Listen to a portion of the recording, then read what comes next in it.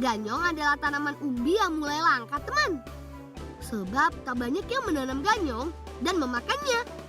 Sama seperti ubi atau singkong, ganyong kaya akan karbohidrat dan bisa dijadikan makanan pilihan pengganti nasi.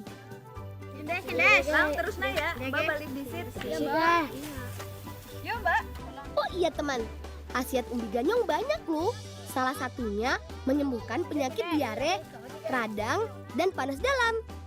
Sudah cukup banyak nih. Yuk, kita olah ganyongnya. Teman, Mbak dan Buli akan mengajarkan kami cara mengolah umbi ganyong ini menjadi mie. Kupas dan cuci ganyong sampai benar-benar bersih ya. Oh iya, di tempatku Kabupaten Purbalingga, tepatnya di Desa Majasari, dikenal sebagai sentra pembuatan mie ganyong loh teman. Salah satunya milik Bu Fatimah. Nah, ganyong yang sudah diparut diperas supaya sari dari ganyong keluar. Tapi biasanya buliku menjadikan ampas ganyong untuk makanan bebek.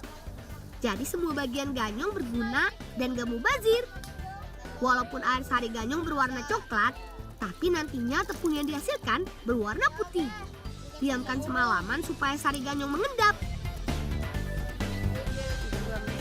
Seperti ini teman, yang sudah didiamkan semalaman. Ambil endapannya, airnya dibuang. Setelah itu, jemur supaya kadar airnya berkurang. Tahap selanjutnya direbus dan beri air sedikit supaya tepung menjadi aci. Aduk-aduk terus sampai tepung ini mengental, kurang lebih 10 menit. Tempelkan aci ke daun pisang. Nah, kenakan, ini Mbak Saminah. Mbak Saminah adalah generasi kedua pembuatan mie ganyong di keluarganya. Kata Mbak Saminah, zaman dulu masyarakat Desa Majasari susah untuk membeli nasi, sedangkan umbi ganyong melimpah. Saat itu masyarakat berpikir bagaimana caranya umbi ganyong ini bisa dijadikan makanan yang menarik. Jadilah mie ganyong ini teman. Nah teman, kalau sudah ditempelkan ke daun pisang, barulah dijemur. Ini dia yang sudah dijemur seharian. Setelah itu pisahkan daun pisangnya. Hati-hati ya dalam melepaskan daun pisangnya. Jangan sampai merusak tekstur ganyongnya itu sendiri. Daun pisang ini jangan dibuang ya, bisa digunakan kembali. Proses terakhir tinggal dirajang. Caranya gulung ganyong sampai tebal, lalu iris dengan pisau seperti ini. Hati-hati ya, jangan sampai kena tangan. Nah, inilah yang disebut mie ganyong. Suwak adalah sebutan untuk umbi dari tanaman marga Amorphophallus yang masih berkerabat dekat dengan bunga bangkai raksasa dan iles-iles. Biasanya, suwak akan tumbuh subur dan mengeluarkan tangkai daun di musim penghujan. Di awal musim kemarau, biasanya tangkai daun suwak akan mengering dan mati. Tetapi umbi di dalam tanahnya tetap ada dan akan bertunas kembali di musim hujan. Umbi suwak merupakan jenis umbi tunggal. Biasanya ukuran umbi suwak juga cukup besar, dengan berat antara 1 hingga 5 kg per umbinya. Semakin tua, maka umbi yang dihasilkan akan semakin besar pula. Bentuk umbinya pun bulat, dengan bagian atas umbi yang cekung. Bagi masyarakat di Blitar, ada banyak jenis kue dan masakan yang bisa menggunakan umbi suwak sebagai bahan bakunya. Bersama Ibu Siti, aku akan mengolah umbi suwak menjadi masakan yang bercita rasa gurih, yaitu gulai suwak dan perkedel suwak. Sebelum dimasak, umbi yang baru diambil dikupas terlebih dahulu. Tekstur umbi suwak renyah dan keras, sehingga mudah untuk dikupas. Tetapi umbi suwak mengandung banyak pati yang didominasi oleh mana, yang merupakan kumpulan cadangan energi bagi suwak dan berwarna putih. Setelah dikupas, umbi dibagi menjadi beberapa bagian untuk memudahkan pengolahannya. Selanjutnya, umbi suwak dicuci bersih untuk membuang sisa kotoran dan lendir. Pengukusan akan mematangkan umbi sekaligus memadatkan teksturnya sehingga mudah dicampur dengan bumbu lainnya.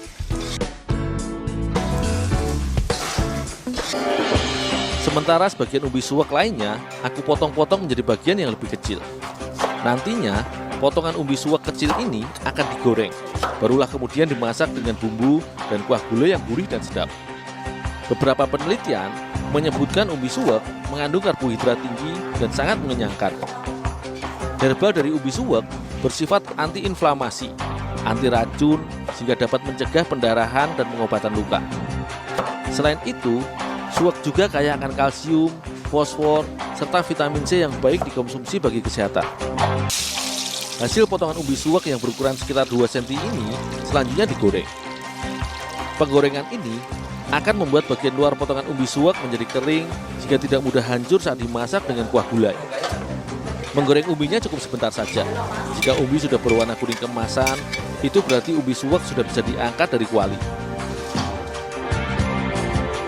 Bumbu gulai suwak sama seperti memasak gulai pada umumnya. Bawang merah dan bawang putih ditumbuk halus. Merica, ketumbar, kemiri, serta cabai ikut dihaluskan bersama bahan lainnya. Semua bahan rempah ini akan memberikan paduan rasa gulai yang istimewa. Sementara jahe, lengkuas, dan serai, agar aromanya keluar, cukup dimemarkan sebentar dan tetap dibiarkan utuh. Sedangkan daun jeruk, salam, dan tomat diiris untuk menjadi bumbu pelengkap masakan gulai.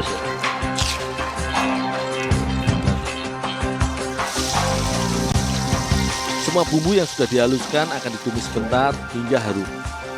Dengan minyak yang tidak terlalu banyak, bumbu ulek dimasak hingga warnanya berubah. Setelah semua bumbu tumis untuk gulai ini matang, bisa langsung diangkat.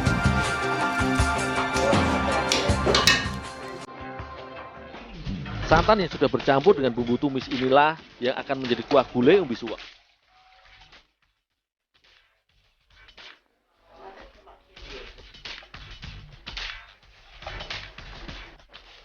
Oke, lagi.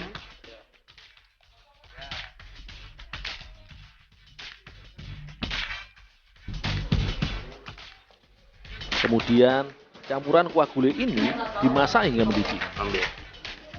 Setelah itu, barulah umbi suwak goreng dicampurkan ke dalam kuali masak dan dibiarkan hingga mendidih dan siap untuk dinikmati.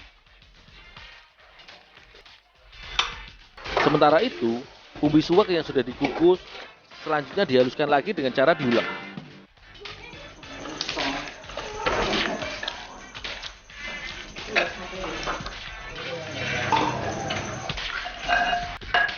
Bumbu campuran untuk membuat perkedel merupakan halusan bawang merah dan bawang putih.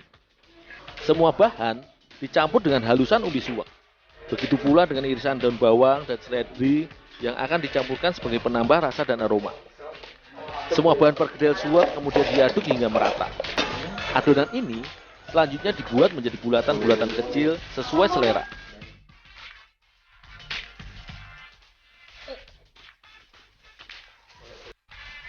Bulatan perkedel ini dicelupkan ke dalam telur kocok dan bisa langsung digoreng ke dalam kuali berisi minyak panas.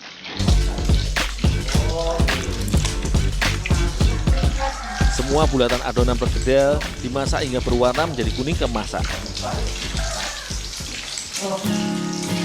Semua hasil masakan gulai dan perkedel ini sangat pas untuk dinikmati bersama keluarga. Menikmati berbagai jenis olahan umbi suwak bisa menjadi pilihan jenis bahan masakan yang bisa dipilih untuk memenuhi kebutuhan pangan keluarga. Bila nasi seolah tak tergantikan lantaran kemudahan pengolahannya, bagaimana dengan sorghum? Dari sisi teknik pengolahan, ada challenge apa biasanya untuk mengolah? Kalau misalnya nasi goreng kita sudah tahu ya, udah biasa mungkin dengan beras dan segala macam. Kemudian terancam pun kalau membuat dengan sorghum ini apa challenge-nya? Kalau ini kan sorghum ini rasa dan teksturnya kalau boleh dibilang nggak ada rasa, Mas ya. Nggak ada rasa gitu kan, manis ya. Karena memang dia kandungan glukosanya juga bagus itu, rendah ya, gitu kan, dibandingkan dengan yang lain gitu. Pisang setidaknya dibutuhkan air 2 kali lebih banyak dibanding saat memasak beras putih biasa. Tekstur sorghum lebih kenyal dan perah, menyerupai kacang hijau bila bulirnya dipecah. Chef Rahmat mengajak saya mengolah sorghum menjadi terancam. Cukup Chef, belum ya? Belum ini ya? Belum, dikit lagi. Masih ngos-ngosan. Terancam adalah makanan khas Jawa Tengah yang mirip dengan urap. Di dalamnya terdapat toge, kacang panjang, timun, daun kemangi, yang semuanya serba segar diaduk dengan kelapa parut berbumbu bawang putih, cabai, dan kencur. Selanjutnya, Chef Rahmat meramu sorghum menjadi nasi goreng. Artian untuk kalau mau menggunakan sorghum dalam masakan mau digoreng, mau direbus, mau di... Nggak ada pantangan. Kita pengelolaannya bisa dari appetizer, ya, terus sup juga bisa. Oh ya? Ya bisa, sup bisa. Terus main course itu bisa, terus dessert. Dessert bahkan kalau sambal pun juga bisa. Jadi Kita ada bikin. sambal sorghum? Ya, ada, bisa. Jadi sebenarnya kalau orang nanti bilang bahwa... Bisa sambil Oke. aja Chef ya? Ya, siap. Orang nanti bilang pada akhirnya ini akan menjadi superfood baru. Bisa banget berarti Bisa, ya? bisa. Biar terlihat ya. Teknik memasak nasi goreng sorghum tak berbeda dengan nasi goreng biasa. Tidak terlalu sulit pula untuk memastikan sorghum bercampur rata dengan bumbu nasi goreng. Sebab sorghum tidak berubah warna bila ditumis di dalam wajan panas. Panas seperti goreng ini, nggak makan kalau nggak makan nasi, Oh gitu iya, kan? benar. Iya. Selama ini udah ada mindset itu ya, orang Indonesia. Orang Indonesia gitulah. Mungkin nggak suatu hari nggak makan namanya kalau belum makan sorghum gitu. Oh, bisa juga, bisa. Meski sorghum bisa diolah menjadi beragam hidangan, kendala mendapatkan sorghum di pasaran relatif masih tergolong sulit. Ya, sekarang sih sebenarnya nggak usah khawatir karena di daerah Jawa Timur itu ada. Sudah banyak ya? Iya, sudah bisa dibudidayakan di sana. Bahkan bisa diolah. Pernah kita dikasih sampel itu, ya tepung, gula, bahkan madu sama kecap sorghum. Tepung, gula, madu, kecap Iya, dari sorghum semuanya. Dari sorghum semua.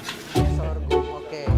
Dokter spesialis gizi klinik Mulyana Daya mengatakan, sorghum sebagai sumber nutrisi yang mengandung polifenol atau antioksidan lebih tinggi, bahkan bila dibandingkan dengan buah-buahan jenis beri. Sorghum ini juga ternyata dalam 100 gram itu lebih mengenyangkan dibandingkan beras. Kenapa? Karena yang menonjol adalah proteinnya juga lebih tinggi. Dalam 100 gram beras itu proteinnya sekitar 8 gram. Kalau sorghum bisa 11 gram. Gitu. Dan yang menarik itu seratnya. Seratnya tinggi banget. Kalau di 100 gram beras itu seratnya sekitar 1-2 gram. Di sorghum bisa 6 gram.